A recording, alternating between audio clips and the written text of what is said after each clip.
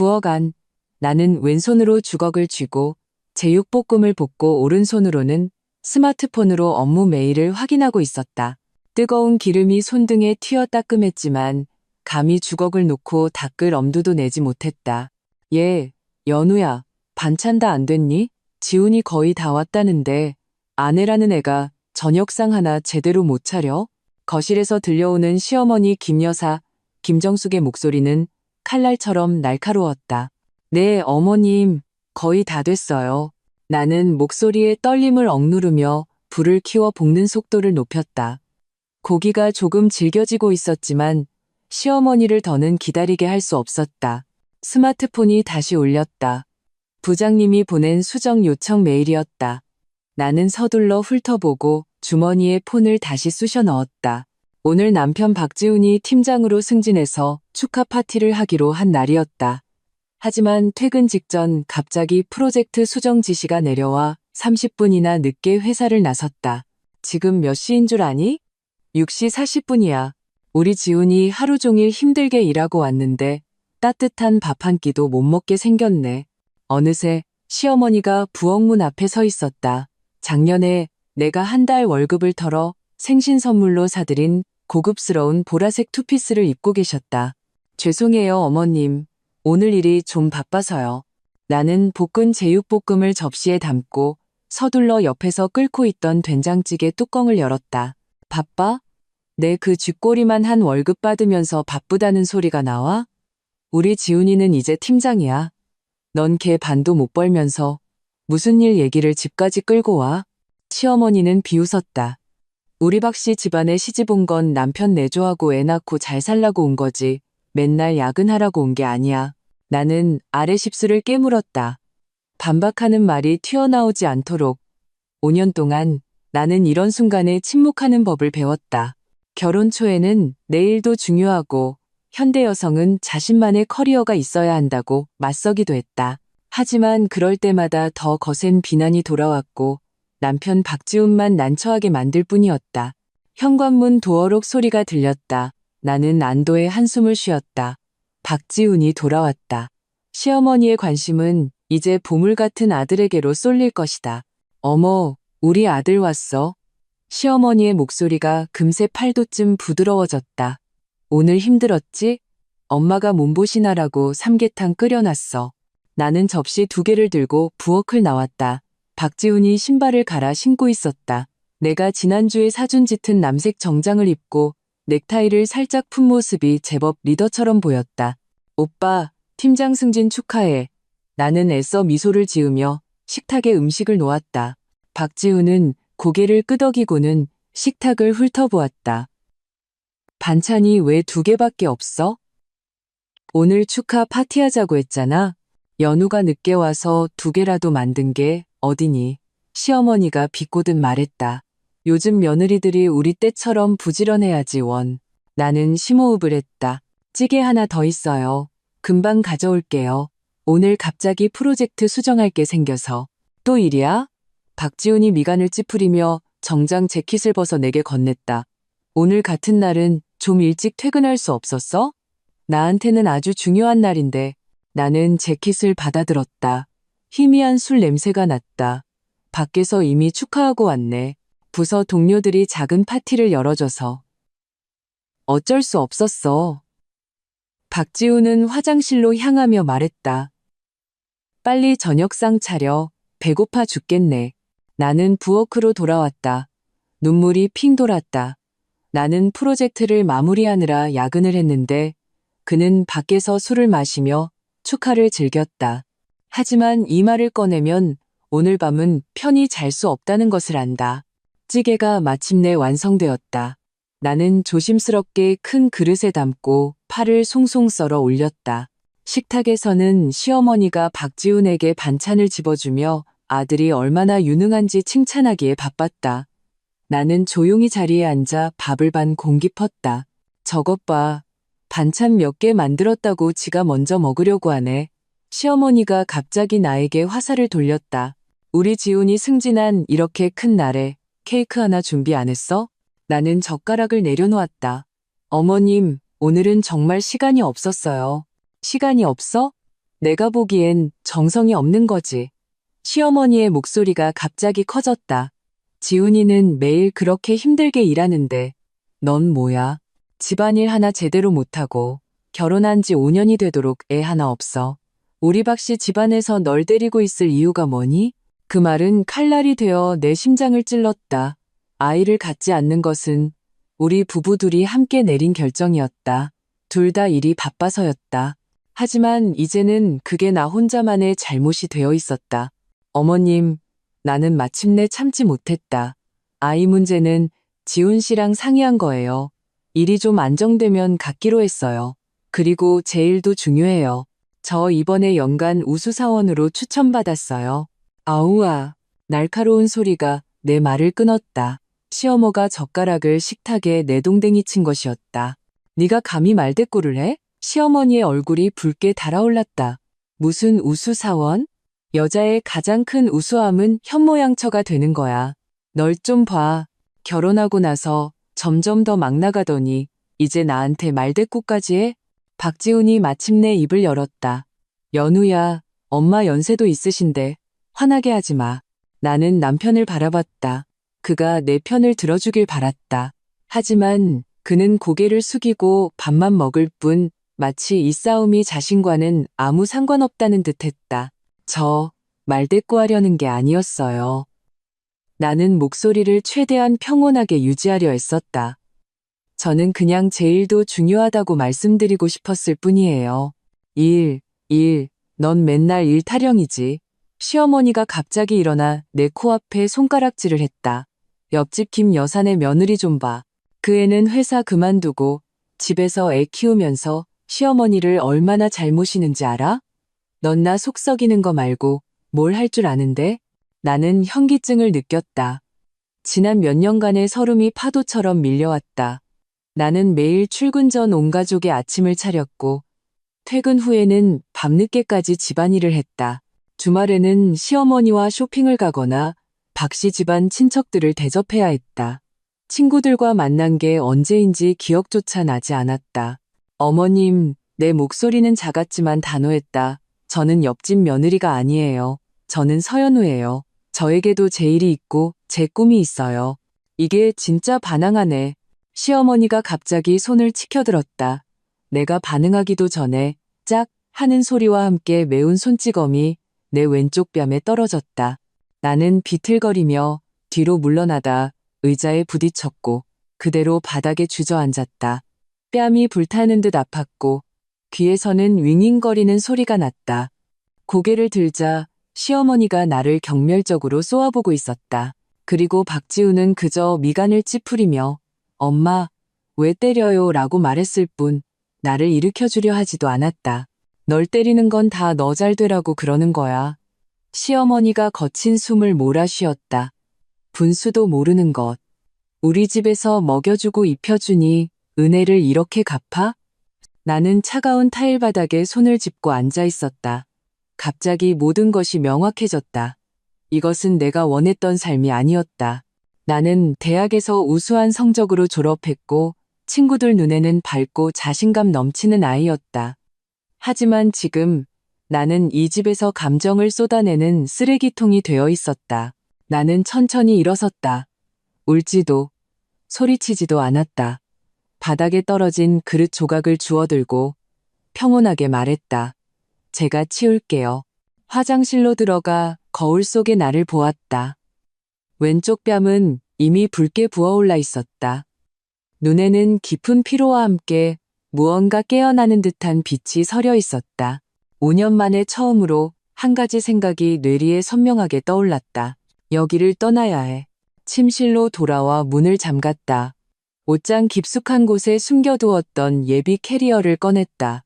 내 움직임은 조용했지만 마음속은 폭풍우가 몰아치는 바다 같았다. 짐을 싸기 시작하면 되돌아갈 수 없다는 것을 알았다. 하지만 불타는 뺨을 만졌을 때 모든 망설임이 사라졌다. 이따귀 한 대가 이 결혼에 대한 나의 마지막 환상을 산산조각 냈다. 나는 옷장 앞에 서서 떨리는 손으로 옷을 꺼내기 시작했다. 5년 만에 처음으로 나는 진지하게 떠나는 것에 대해 생각했다. 옷장 속 내 옷은 작은 부분을 차지할 뿐이었고 대부분 유행이 지난 스타일이었다. 시어머니는 항상 결혼한 여자는 너무 화려하게 입으면 안 된다고 말했다. 캐리어는 결혼 전에 산 것이었다. 한때는 결혼에 대한 꿈과 희망을 담았지만 이제는 나의 마지막 존엄을 담게 될 것이었다. 나는 도둑처럼 조용히 옷을 개어 넣었다. 옷 하나를 집을 때마다 추억이 떠올랐다. 삼청동 카페에서 첫 데이트 때 입었던 파란색 원피스, 그때 박지우는 파란색이 잘 어울린다며 하늘처럼 막다고 했다. 결혼 3년 차, 내가 그 옷을 입고 동창회에 가자 시어머니는 시집간 여자가 저렇게 야하게 입고 누굴 꼬시려고? 라며 비웃었다. 그 후로 그 옷은 옷장 깊숙이 처박혔다. 속옷을 챙길 때 문 밖에서 발소리가 들려왔다. 나는 즉시 동작을 멈췄다. 발소리는 내 방 앞을 지나 부엌으로 향했다.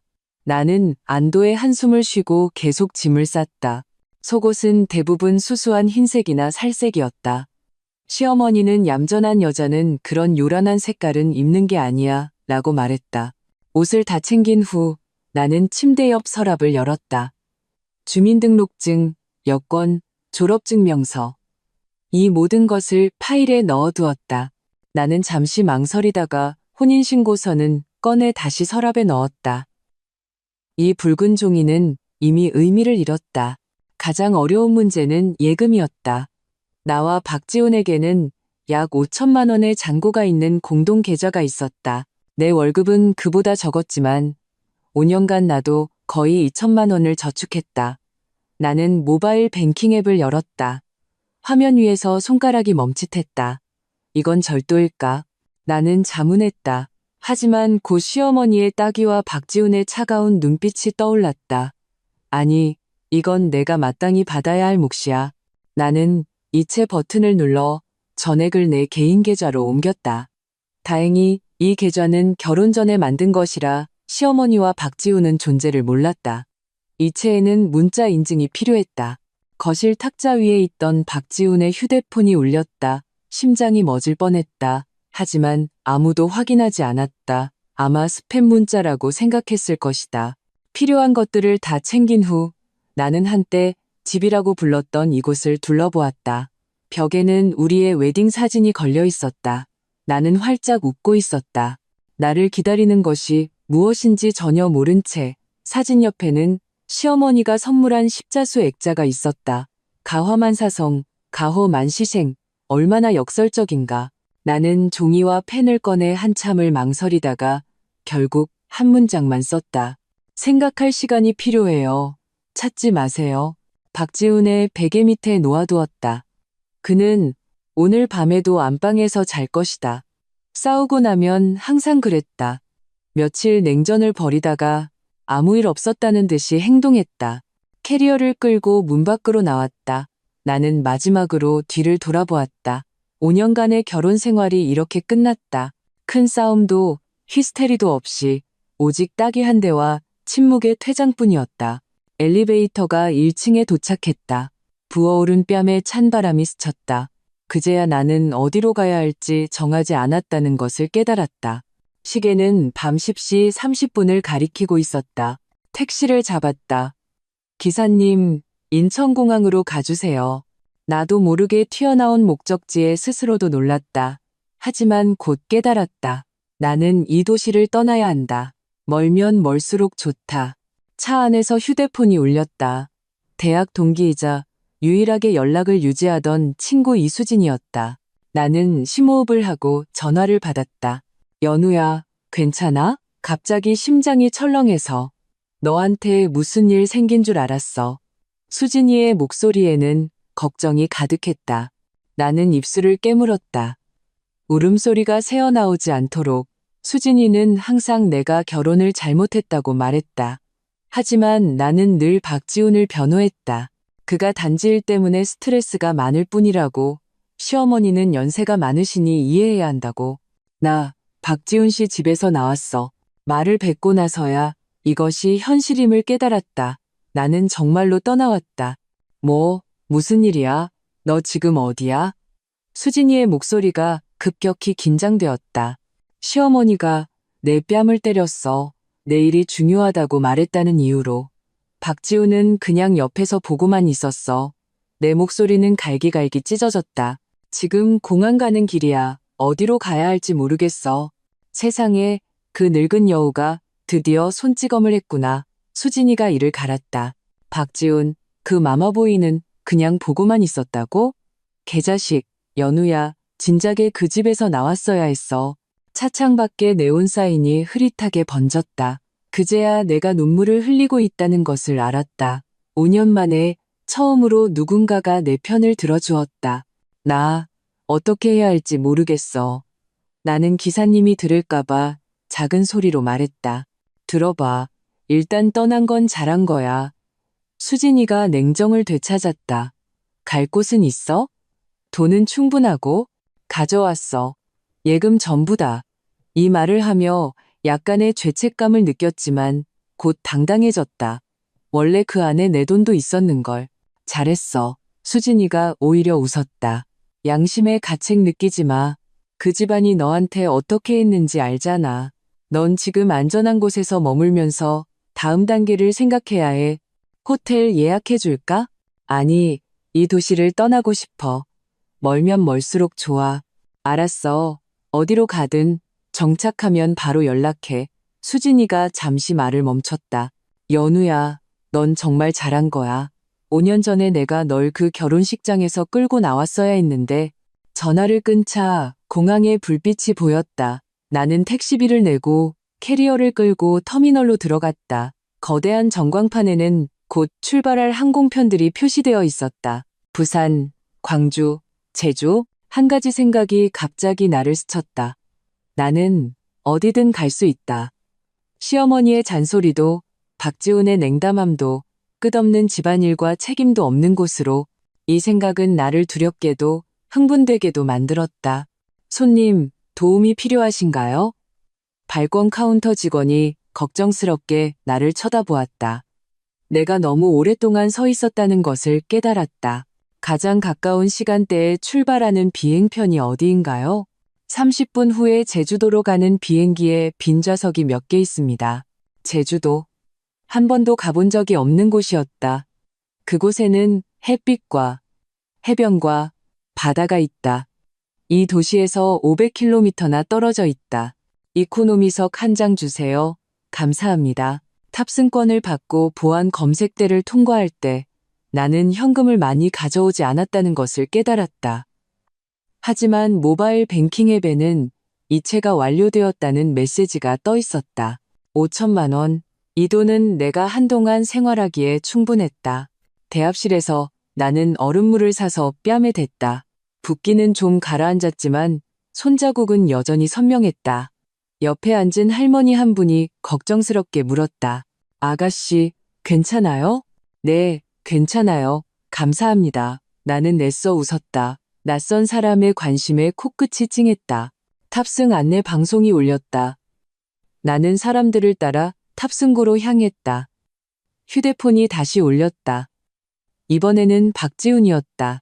화면에 남편이라는 두 글자를 보자 역겨움이 치밀었다. 나는 전화를 끊고 전원을 껐다. 비행기가 이륙할 때 심장이 두동강 나는 것 같았다. 한쪽은 떠나는 것에 대한 해방감을, 다른 한쪽은 내가 너무 충동적이었는지 자문했다. 어쨌든 5년의 결혼 생활이었다. 하지만 창밖으로 구름 아래의 도시가 점점 작아지는 것을 보았을 때 이상한 평온함이 나를 감쌌다. 옳고 그름을 떠나 나는 이미 선택을 했다. 이제 나는 그저 멀리 박씨 집안이 없는 곳으로 날아가고 싶었다. 비행기가 제주국제공항에 착륙했을 때는 새벽 1시가 넘어서였다. 휴대폰을 켜자 수십 통의 부재중 전화와 문자가 쏟아져 들어왔다. 전부 박지훈이었다. 가장 최근의 문자는 이랬다. 너 미쳤어? 돈 다 빼갔네? 당장 돌아와서 설명해. 나는 답장하지 않고 휴대폰을 무음으로 바꿨다. 공항의 냉방이 강해서 몸을 떨었다. 그제야 내가 얇은 셔츠 한 장만 입고 있다는 것을 깨달았다. 너무 서두르느라 외투도 입고 나왔다. 짐을 찾고 택시 승강장으로 향했다. 기사님이 어디로 가냐고 물었다. 나는 몇 초간 멍하니 있다가 말했다. 깨끗한 호텔로 가주세요. 너무 비싸지 않은 곳으로요. 차창 밖으로 제주의 야경이 빠르게 지나갔다. 야자수 그림자가 가로등 아래에서 흔들렸다. 모든 것이 낯설었지만 이상하게도 나를 안심시켰다. 이곳에서는 아무도 나를 모른다. 아무도 내가 박씨 집안의 며느리라는 것을 모른다. 호텔 프런트 직원은 졸린 눈으로 내게 방키를 건넸다. 내 얼굴을 제대로 쳐다보지도 않았다. 방은 생각보다 좋았다. 깨끗하고 정돈되어 있었고 바다를 향한 발코니가 있었다. 비록 지금은 창밖에 칠흑 같은 바다와 드문드문한 불빛만 보였지만 나는 짐을 내려놓고 침대에 주저앉았다. 아드레날린이 빠져나가자 피로와 통증이 한꺼번에 몰려왔다. 왼쪽 뺨은 붓기가 많이 가라앉았지만 만지면 여전히 아팠다. 따뜻한 물로 샤워를 하고 욕실 거울 속에 나를 보았다. 눈밑은 거무죽죽했고 입꼬리는 축 처져 있었다. 마치 도망자 같았다. 침대에 누워 억지로 재정 상황을 점검했다. 5천만 원. 소득 비율에 따르면 나는 대략 2천만 원 정도를 기여했다. 이 돈으로 제주에서 얼마나 버틸 수 있을까? 빨리 일자리를 찾아야 했다. 하지만 먼저 살 곳부터 구해야 한다. 휴대폰이 다시 밝아졌다. 박지훈의 문자였다. 서연우, 부부 공동재산을 함부로 인출하는 건 불법인 거 몰라? 나 충분히 경찰에 신고할 수 있어. 심장이 쿵 내려앉았다. 그의 말이 맞았다. 이것은 분명 부부 공동재산이었다. 하지만 곧 분노가 치밀었다. 그의 어머니가 나를 때릴 때는 왜 법을 생각하지 않았을까? 가정폭력도 불법인데. 나는 답장했다. 이 돈이 필요해. 이혼하면 재산은 다시 분할할 수 있어. 보내고 나서 바로 휴대폰을 껐다. 답장을 볼 용기가 없었다. 그날 밤 나는 몹시 불안하게 잠들었다. 꿈에서 시어머니가 나를 쫓아다니며 때렸고 박지훈은 옆에서 차갑게 바라보고 있었다. 새벽 4시에 깨어 다시 잠들 수 없었다. 차라리 일어나 일출을 보기로 했다. 제주의 일출은 아름다웠다. 황금빛 햇살이 바다 위에 쏟아져 반짝이는 길을 깔아놓은 것 같았다. 나는 발코니에 서서 갑자기 눈물을 쏟았다. 이렇게 조용히 일출을 본 지 얼마나 되었을까. 결혼 후 매일 아침은 부엌에서 아침 식사를 준비하고 서둘러 출근하기 바빴다. 오전고시 나는 용기를 내어 휴대폰을 켰다. 박지훈의 수십 통의 협박 문자 외에 이수진의 메시지도 와 있었다. 정착했어? 걱정되니까 소식 좀 줘. 나는 수진에게 전화를 걸었다. 전화가 연결되자마자 나는 무너져 내렸다. 5년간 쌓인 서름이 터진 댐처럼 쏟아져 나왔다. 나는 두서없이 그날의 딱이, 박지훈의 냉담함, 그리고 내가 어떻게 결혼 생활 속에서 자아를 잃어갔는지 이야기했다. 세상에, 연우야, 수진의 목소리도 메어 있었다. 상황이 그렇게 심각한 줄은 몰랐어. 넌 한 번도 말하지 않았잖아. 창피했어. 나는 흐느꼈다. 모두들 내가 시집 잘 갔다고 생각했어. 박지훈은 번듯한 직장에 시댁 형편도 괜찮으니까 내가 걔처럼 살고 있다고 어떻게 인정하겠어. 들어봐. 그건 내 잘못이 아니야. 수진이 단호하게 말했다. 너한테는 법률적인 도움이 필요해. 내 사촌 언니 최민경 변호사라고 있는데 이혼 소송 전문이야. 내가 바로 연락해 볼게. 아니, 아직 그 단계는 아니야. 나는 본능적으로 움츠러들었다. 어쩌면 며칠 진정하면 괜찮아질지도 몰라. 연우야. 수진이는 거의 소리치듯 말했다. 그 여자가 널 때렸어. 박지훈 앞에서. 이건 이미 가정폭력이야. 너 아직도 그 지옥으로 돌아가고 싶어? 그녀의 말은 내 머리에 찬물을 끼얹는 것 같았다. 그래, 나는 왜 첫 반응이 돌아가는 것이었을까? 그 따귀 한 대가 아직도 부족했단 말인가? 나도 모르겠어. 일단 너무 많이 생각하지 마. 수진이가 목소리를 낮췄다. 민경 언니 사람 좋아. 그냥 상담만 받아보는 셈쳐. 너 제주도에 있지? 언니 동기가 거기서 로펌한다고 했어. 재산 문제 봐줄 수 있을 거야. 전화를 끊은 후 나는 세수를 하고 밖으로 나가보기로 했다. 호텔 근처에 카페가 있었다. 나는 라떼 한 잔과 샌드위치를 시켰다. 그제야 내가 거의 24시간 동안 제대로 된 식사를 하지 못했다는 것을 깨달았다. 카페 유리창에 내 모습이 비쳤다. 초췌하고 겁에 질려 있었다. 왼쪽 뺨에는 아직 희미한 손자국이 남아 있었다. 젊은 여학생 하나가 나를 여러 번 쳐다봤다. 나는 무의식적으로 고개를 돌렸다. 오후에 수진이가 최민경 변호사의 연락처를 보내왔다. 나는 한참을 망설이다가 결국 전화를 걸었다.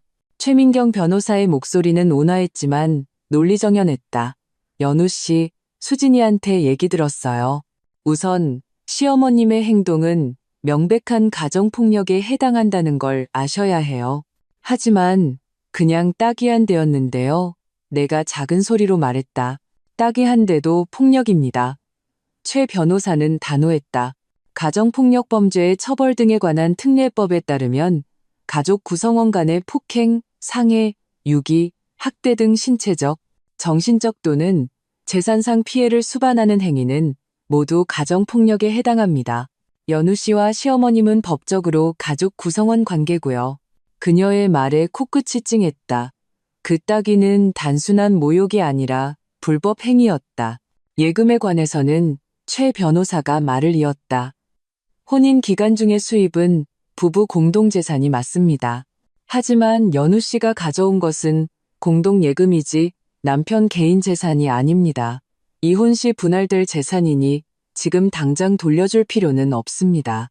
경찰에 신고하겠다고 하던데요. 허풍일 뿐입니다. 최 변호사가 비웃었다.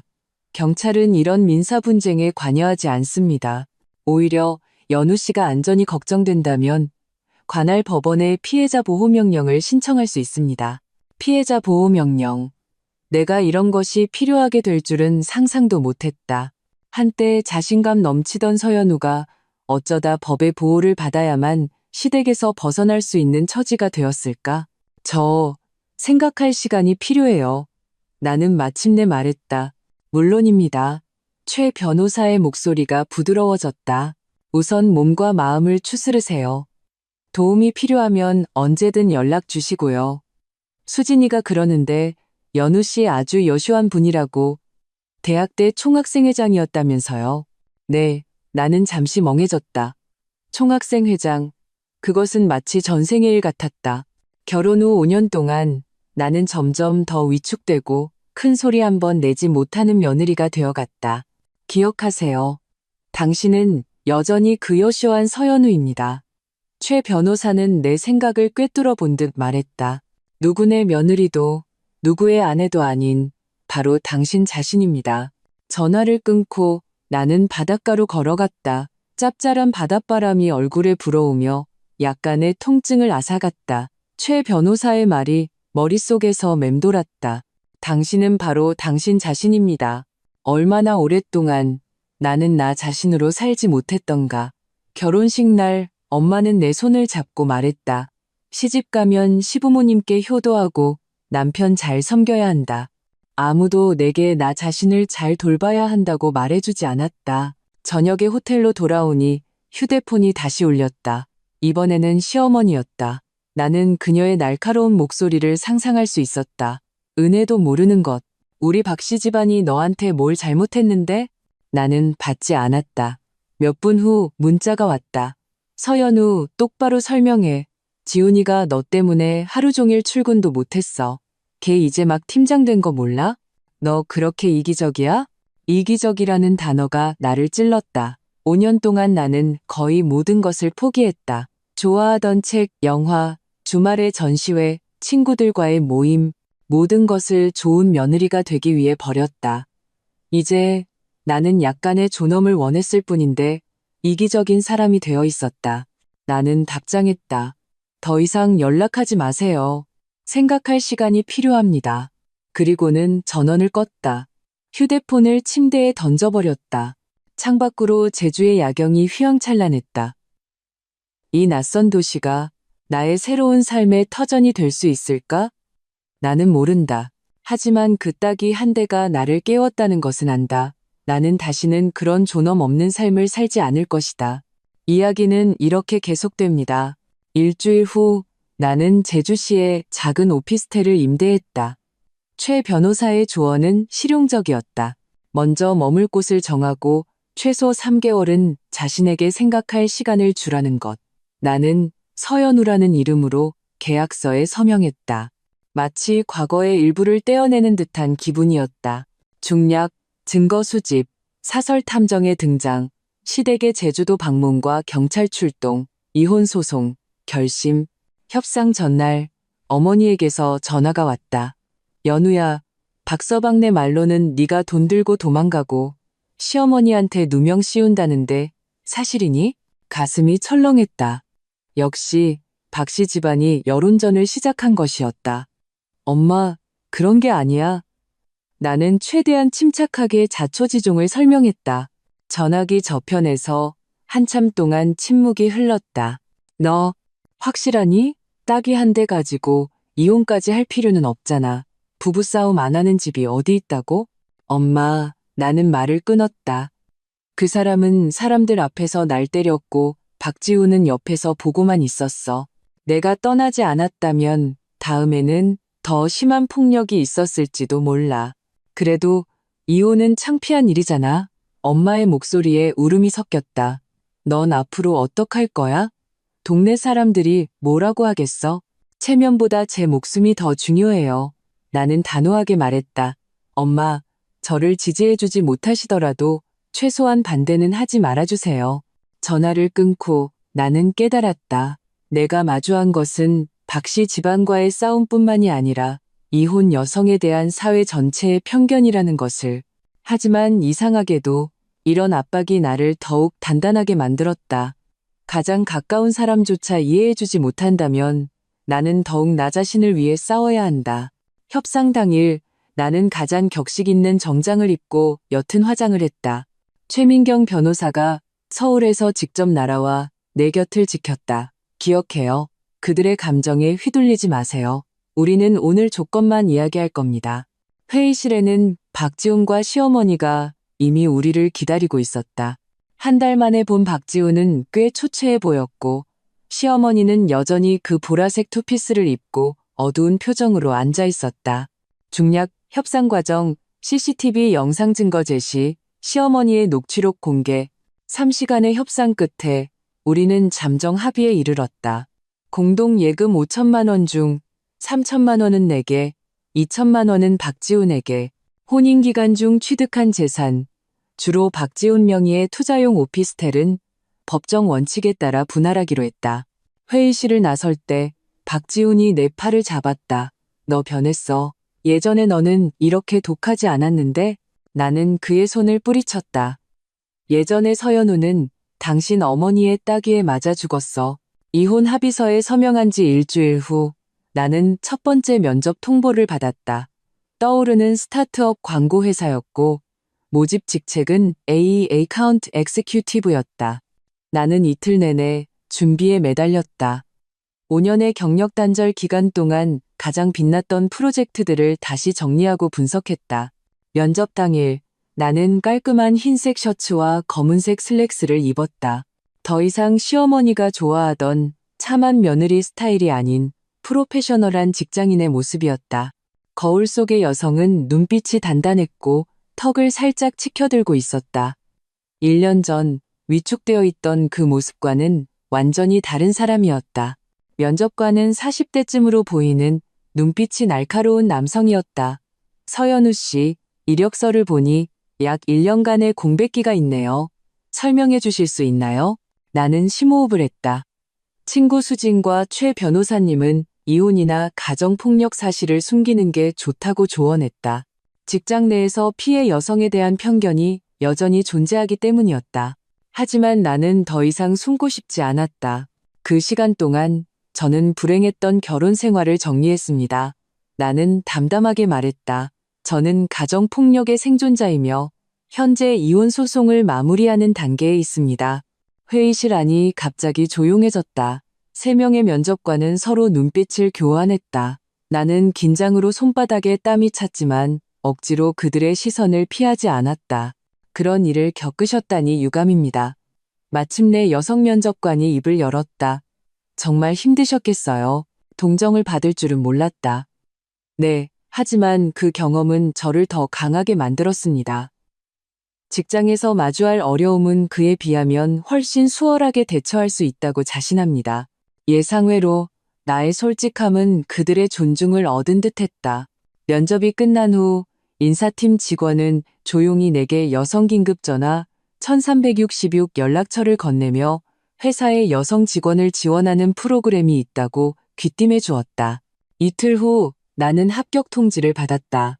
신입 A 직급이었고 급여가 높지는 않았지만 제주에서 생활하기에는 충분했다. 무엇보다 이것은 내 삶을 재건하는 첫걸음이었다. 입사 서류를 준비하던 중 최 변호사님에게서 긴급한 전화가 왔다. 연우 씨, 박지훈 씨 어머니가 친척들 사이에 헛소문을 퍼뜨리고 있어요. 연우 씨가 직장 동료와 바람나서 집을 나갔고 집안 돈을 전부 훔쳐갔다고요. 뭐라고요? 나는 기가 막혀 온몸이 떨렸다. 어떻게 그렇게 흑백을 전도할 수 있을까? 더 심각한 건 최 변호사님의 목소리가 무거워졌다. 언론에 제보했을 가능성이 있어요. 기자라고 자칭하는 사람이 제 사무실에 전화해서 며느리 갯돈 잠적 사건에 대해 묻더군요. 언론, 눈앞이 캄캄해졌다. 만약 이게 기사화된다면 새로운 직장 생활에 영향을 미치는 것은 물론이고 사회적으로 매장당할 수도 있었다. 어떻게 해야 하죠? 선수를 쳐야 합니다. 최 변호사님이 단호하게 말했다. 그들이 이를 키우고 싶다면 우리는 더 큰 목소리로 진실을 외쳐야 합니다. 인터뷰에 응할 의향이 있나요? 가정폭력 생존자의 신분으로요. 나는 침묵했다.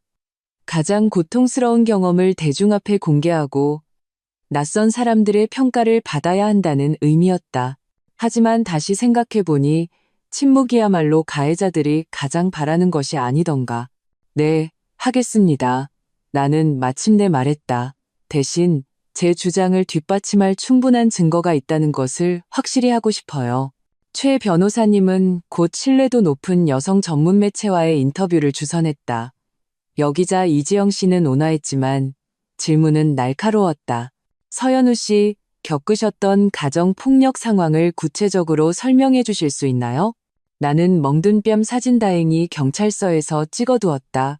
CCTV 영상 일부, 그리고 시어머니가 나를 모욕하는 녹취록을 공개했다. 이지영 기자의 표정은 점점 경악으로 변해갔다. 이 증거들은 너무나 명백하네요.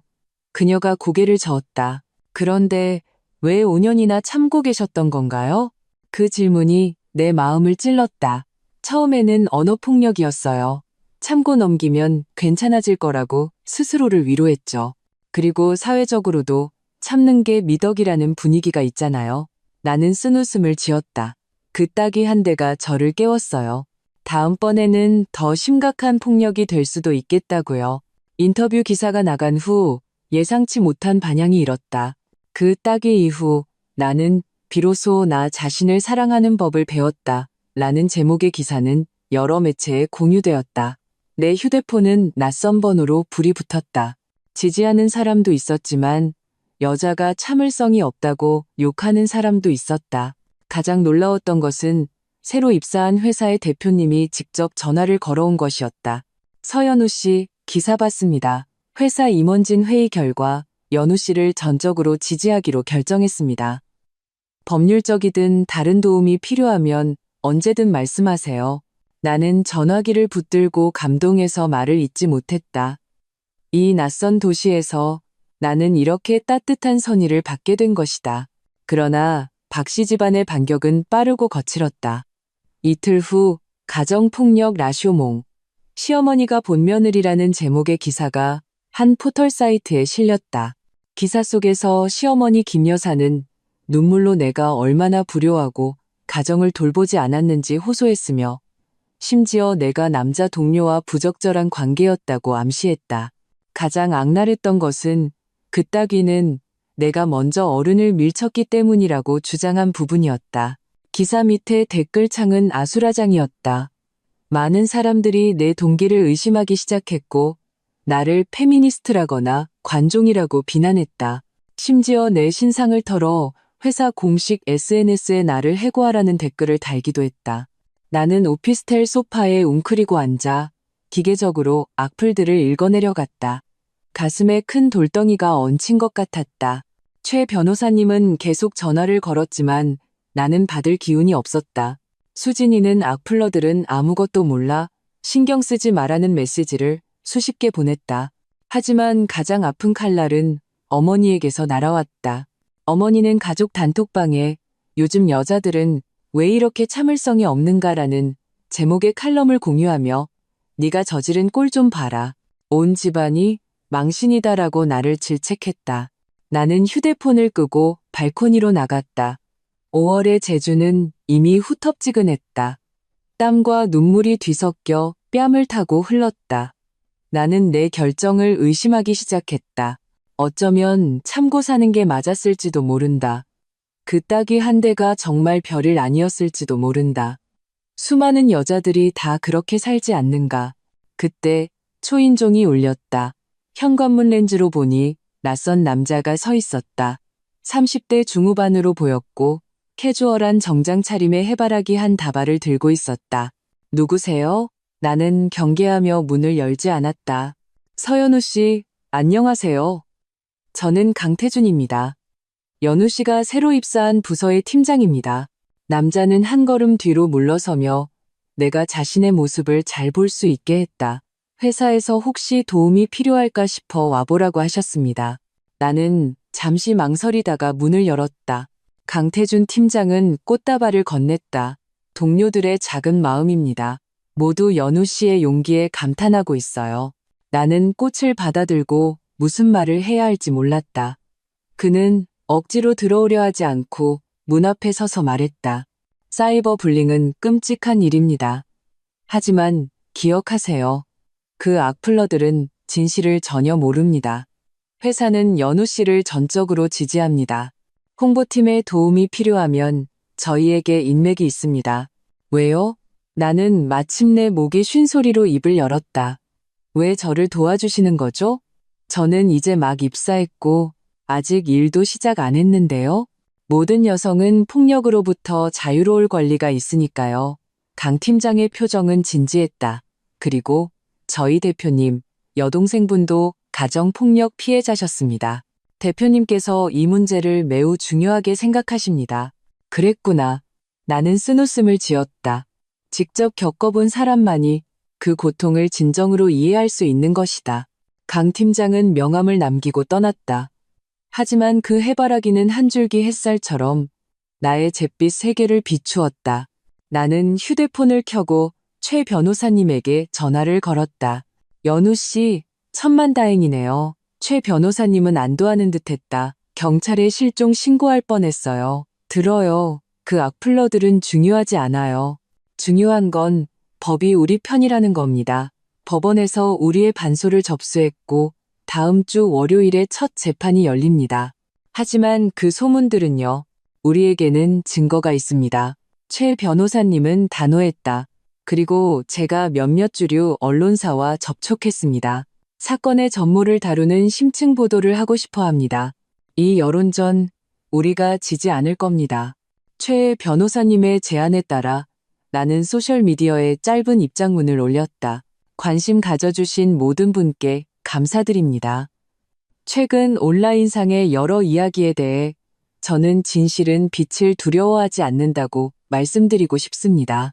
모든 증거는 법정에 제출되었으며 법이 공정한 판결을 내려줄 것이라 믿습니다. 그때까지 모든 당사자, 특히 제 가족과 동료들의 사생활을 존중해 주시길 부탁드립니다. 서연우 올림. 입장문이 나간 후 예상외로 수많은 지지와 공유를 얻었다. 많은 낯선 여성들이 자신의 가정폭력 경험을 나누며 나에 대한 지지를 표명했다. 가정폭력 추방연대라는 시민단체에서는 내게 먼저 연락해 자신들의 캠페인에 참여해달라고 요청하기도 했다. 한편 박지훈 쪽은 당황한 기색이 역력했다. 최 변호사님은 그의 회사 고위층이 이 논란을 주시하고 있으며 사적인 일을 원만하게 처리하라고 완곡하게 조언했다는 소식을 전해주었다. 미투 시대의 가정폭력과 관련된 스캔들은 기업 이미지에 치명적일 수 있기 때문이었다. 재판을 사흘 앞두고 나는 의외의 전화를 받았다. 박지훈의 사촌동생 박지혜였다. 그녀는 평소 내게 비교적 친절했고 가끔 나를 위로해주기도 했다. 언니, 그녀의 목소리는 매우 작았다. 큰어머니가 지금 온 친척들을 동원해서 재판에 방청하러 오라고 하고 있어요. 판사님께 누가 피해자인지 똑똑히 보여줘야 한다면서요. 그리고 사실이 아닌 자료들도 좀 준비하셨어요. 심장이 쿵 내려앉았다. 무슨 자료? 언니한테 정신병력이 있었다거나 결혼 생활 중에 무책임했다는 내용들이요. 심지어 언니가 내가 너무 예민하게 굴었다고 인정하는 것처럼 보이는 카톡 대화도 조작했어요. 지혜는 잠시 망설였다. 저는 이게 옳지 않다고 생각해요. 그래서 큰어머니 USB에 있는 자료들을 몰래 복사했어요. 나는 내 귀를 의심했다. 너 왜 나를 도와주는 거야? 우리 엄마도 가정폭력 피해자셨어요. 지혜가 조용히 말했다.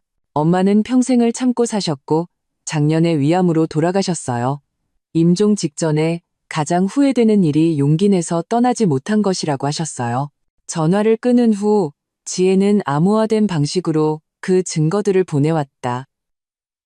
최 변호사님은 자료를 보고 분노하면서도 흥분했다. 이 조작된 자료들이야말로 그들이 위증을 하고 있다는 증거가 될 겁니다. 판사님들은 이런 행위를 가장 혐오하시죠. 재판 전날 밤 나는 잠을 이루지 못했다. 내일은 힘든 싸움이 될 것이다. 단순히 재산 분할을 결정하는 것이 아니라 존엄을 건 싸움이었다. 나는 발코니에 서서 제주의 야경을 보았다.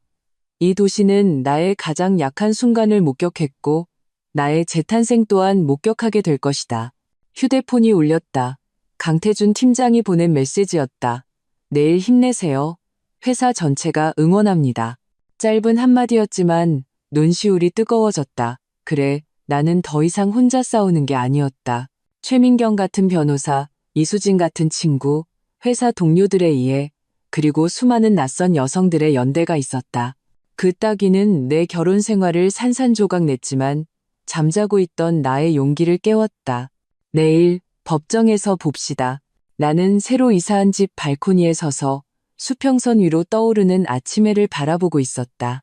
방 2개짜리 이 작은 아파트는 이혼 시 분할받은 돈으로 마련한 내 첫 집이었다. 크지는 않았지만 온전히 나만의 공간이었다. 발코니에는 몇 개의 화분이 아침 햇살 속에서 잎사귀를 뻗고 있었다. 휴대폰 알람이 울렸다. 오늘이 특별한 날임을 알려주었다. 내가 회사 마케팅 부서의 차장으로 승진하는 발령이 공식적으로 나는 날이었다. 화장대 위에는 오늘 저녁 축하 파티 초대장이 놓여 있었다. 동료들은 나를 위해 깜짝 파티를 준비했다고 했다. 세수를 하며 거울 속의 나를 자세히 들여다보았다. 30살의 여자. 눈가에는 옅은 주름이 생겼지만 눈빛은 밝고 단단했다. 입꼬리는 자연스럽게 올라가 있었다. 1년 전 그 초췌하고 겁에 질렸던 서연우와는 판이하게 다른 모습이었다. 아침 식사는 신선한 과일과 통밀빵이었다. 나는 천천히 식사를 즐기며 휴대폰 메시지를 확인했다. 엄마가 보낸 음성 메시지가 와 있었다. 우리 딸, 엄마가 고향에서 묵은지 보냈으니 택배 받아라. 오늘 축하 파티 때 예쁘게 하고 가. 나는 웃으며 답장했다. 알았어요. 선 보러 가는 것도 아닌데 뭘. 친구 수진의 메시지가 바로 뒤따랐다. 서 차장님, 오늘 밤 그 빨간 드레스 입은 거 꼭 봐야겠어. 강 팀장님 눈에서 하트 뿅뿅 나올걸? 내 얼굴이 까닭없이 뜨거워졌다. 지난 반년 동안 나와 강태준 팀장님은 확실히 가까워졌다. 업무상 마시는 커피에서 주말 등산으로, 프로젝트 논의에서 일상 공유로. 하지만 우리는 시종 미묘한 거리를 유지했다. 누구도 그 선을 넘지 않았다. 어쩌면 우리 둘 다 과거의 상처를 안고 있어서 섣불리 시작하기를 조심스러워하는 것일지도 모른다. 혹은 지금의 이 편안한 관계를 깨뜨리고 싶지 않은 모험을 피하는 것일지도. 회사에 도착하자 프런트의 직원이 비밀스럽게 선물 상자 하나를 건넸다. 차장님, 오늘 아침에 배달된 거예요. 상자 안에는 섬세하는 목걸이가 들어있었다. 펜던트는 작은 해바라기 모양이었다. 보낸 사람 이름은 없었지만 카드에는 한 줄의 글씨가 적혀 있었다. 언제나 햇살을 향하기를. 나는 펜던트를 만지작거리며 심장이 두근거리는 것을 느꼈다. 태준 씨?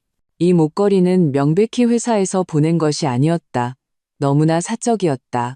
오늘 밤 축하 파티에 이 목걸이를 하고 가도 될까? 이것은 어떤 신호일까?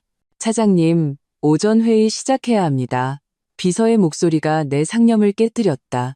오전 회의 후 대표님이 나를 사무실로 불렀다. 서류안부를 건네며 말했다.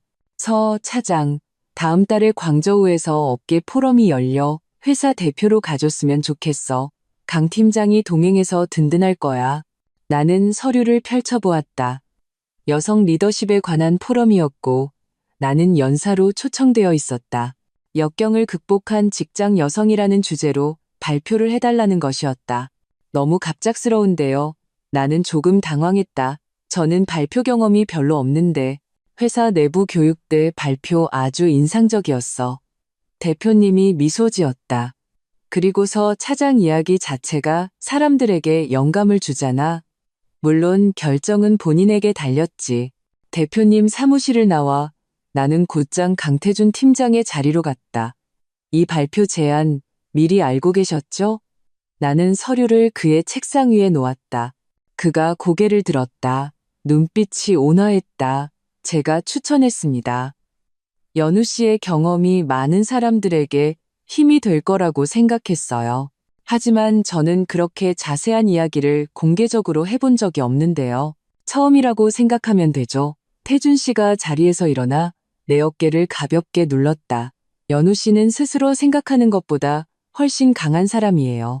1년 전 법정에서의 모습을 기억해요? 제가 본 가장 용감한 연설이었어요.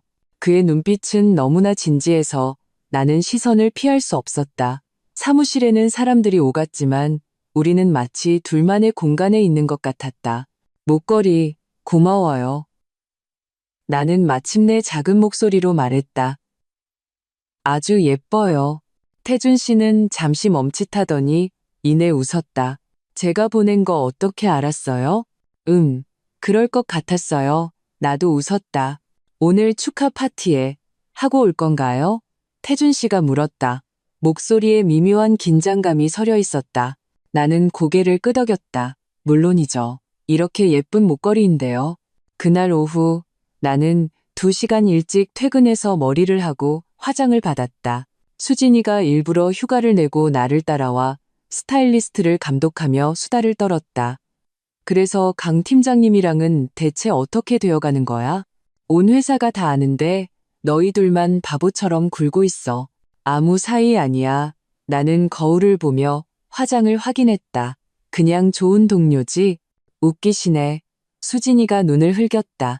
그 사람이 널 보는 눈빛, 다른 사람이랑 완전 다르거든? 회사 어린 여자애들이 얼마나 너 질투하는지 알아? 나는 대꾸하지 않았지만 마음속에서는 달콤한 기운이 퍼져나갔다. 지난 1년간의 소소한 일들이 머릿속을 스쳐 지나갔다. 내가 감기에 걸렸을 때 그가 가져다 준 약과 죽, 야근 후에 그가 셔틀버스 정류장까지 바래다 주던 모습, 내가 과거의 상처를 이야기할 때마다 진지하게 들어주던 그의 모습. 축하 파티는 회사 근처의 5성급 호텔에서 열렸다. 나는 수진이가 강력 추천한 그 빨간 드레스를 입고 태준 씨가 선물한 목걸이를 하고 연회장에 들어섰을 때 만장의 박수갈채를 받았다. 우리의 스타가 오셨군요. 대표님이 잔을 들며 말했다. 1년 전 서 차장이 우리 회사에 합류했을 때 많은 사람들이 그의 배경이 회사에 영향을 미칠까 걱정했습니다. 하지만 사실은 증명했습니다. 그의 용기와 재능이야말로 우리에게 필요한 것이었습니다. 동료들이 차례로 다가와 축하 인사를 건넸고 분위기는 뜨겁고 화기애애했다. 태준 씨는 멀지 않은 곳에 서 있었다. 짙은 남색 정장을 입은 그의 시선은 시종일관 나를 향해 있었다. 우리의 시선이 마주쳤을 때 그는 잔을 들어 보이며 부드러운 미소를 지었다. 파티가 무르익을 무렵 사회자가 갑자기 특별 순서가 있다고 발표했다. 대형 스크린이 켜지며 영상 하나가 재생되기 시작했다. 내가 지난 1년간 참여했던 모든 프로젝트의 회고, 동료들의 축하 메시지, 그리고 고객들의 호평이 담겨 있었다. 영상은 내가 처음으로 팀 회의를 주재했을 때 긴장했지만 집중하고 있던 옆모습 사진에서 멈췄다. 다음은 강태준 팀장님께서 우리 서연우 차장님을 위해 한 말씀 해주시겠습니다. 사회자가 웃으며 말했다. 태준 씨가 작은 무대 위로 올라갔다. 조명 아래 그의 윤곽이 유난히 뚜렷해 보였다. 서연우 차장의 업무 능력에 대해서는 데이터가 이미 모든 것을 말해주고 있다고 생각합니다. 그의 목소리는 차분했다. 하지만 저는 오늘 실적보다 더 중요한 것에 대해 이야기하고 싶습니다. 제가 그를 알게 된 지난 1년 동안 제가 배운 것은 바로 용기입니다. 장내가 조용해졌다. 태준 씨의 시선은 나를 향해 있었다. 용기란 단지 폭력에 맞서 싸우는 것만이 아닙니다. 다시 시작할 수 있는 용기, 다시 믿을 수 있는 용기, 상처받은 후에도 여전히 삶의 마음을 열 수 있는 용기입니다. 연우 씨, 그런 용기를 보여줘서 고맙습니다. 우레와 같은 박수가 터져 나왔다. 내 눈시울이 뜨거워졌다.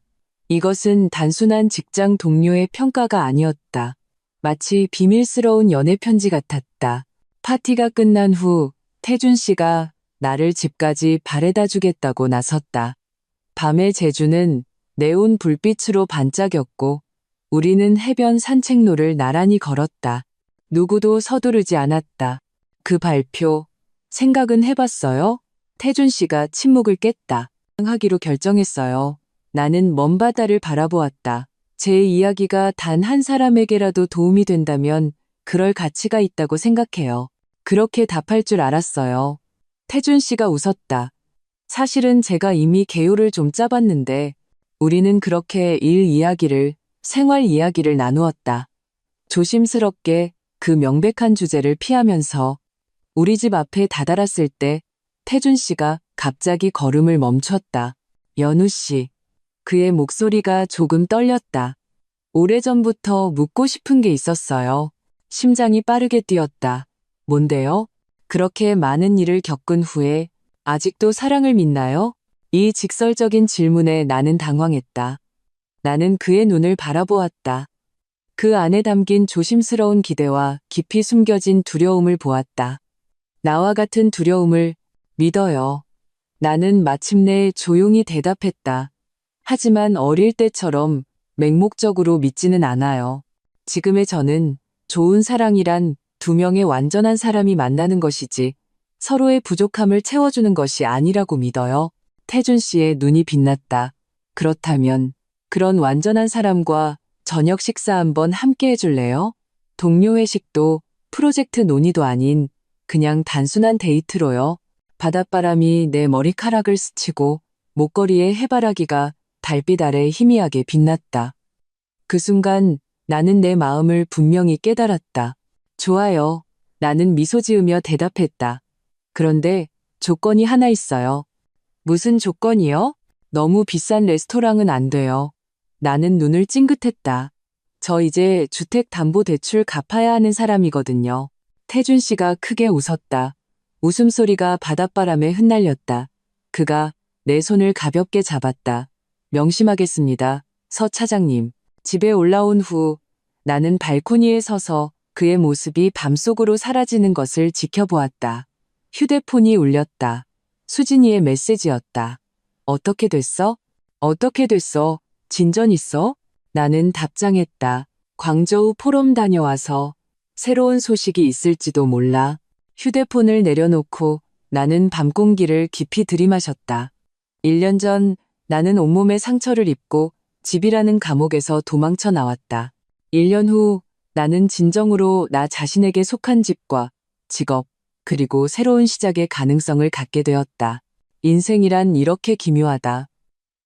당신이 용감하게 첫걸음을 내디뎠을 때 온 세상이 당신을 위해 길을 열어준다. 그 따귀는 내 결혼을 산산조각 냈지만 잠자고 있던 나의 용기를 깨웠다. 지금의 나는 더 이상 순종적인 며느리가 아니다. 불 속에서 다시 태어난 서연우다. 내일 해가 뜰 때 또 다른 새로운 시작이 펼쳐질 것이다. 그리고 이번에 나는 준비가 되어 있었다.